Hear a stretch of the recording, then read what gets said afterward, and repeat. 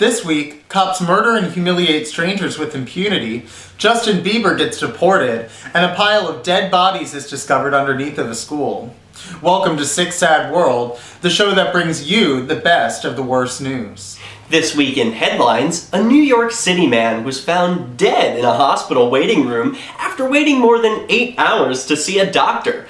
Obama responded to the incident, "If you like your ER, you can keep it." Justin Bieber is in hot water this week as more than 200,000 people signed the document demanding his deportation, prompting a response from President Obama. Fortunately, the petition demanding an investigation into why toxic chemicals were dumped into a West Virginia water supply still remains at less than 500 signatures. Good to see America has its priorities straight. Indeed.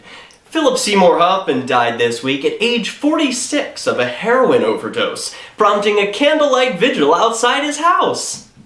And the Super Bowl attracted millions of fans to New Jersey this week. However, they were unable to leave after Governor Chris Christie closed the roads in a fit of rage after losing a bet. Chelsea Manning, the person responsible for revealing the truth about the war in Afghanistan, has been caged for 1,345 days. Way to go, Chelsea! Only 35 more years to go. The Pope is in the news this week. His Holiness released peace doves from the St. Peter's Square balcony, but they were immediately attacked by a bloodthirsty crow and seagull. The crowd of superstitious Catholics watched in helpless horror as the crow and gull pecked and pulled at the doves in the majestic heavens above. The Lord sure works in mysterious ways. He sure does, Nick. This week's Day Prison Update takes us to a closed-down reform school, where an excavation revealed an unmarked child cemetery. Behind the government school for wayward juveniles, there were 55 bodies. Shall we say, chillin' in there. Jackpot! A team of forensic anthropologists uncovered a delightful assortment of human bones and teeth. For the parents who've been wondering what happened to their children for the past 30 years, it was like Christmas morning. Truly heartwarming.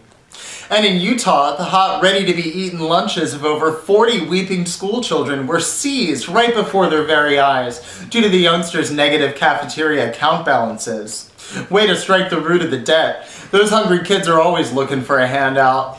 This week in Stupid Laws, a Virginia farmer is being fined more than $2 million for throwing a kid's birthday party on her own property. Fines continue to increase by $5,000 per day, just like the Founding Fathers intended.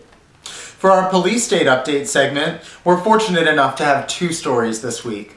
In Texas, police shot and killed a 72-year-old man in his living room while investigating an unauthorized break-in.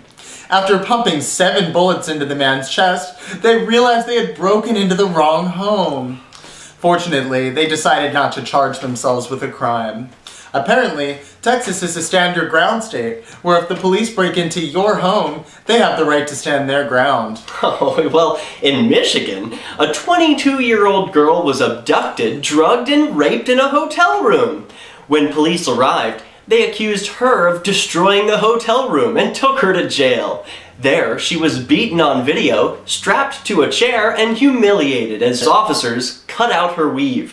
Without the police, who would tie down the rape victims? It's not all bad news on Sick Sad World, though. Here's this week's Glimmer of Hope. Canadian industrial metal band Skinny Puppy is suing the US government after learning that their music is being used as a torture device to prevent prisoners at Guantanamo Bay from sleeping.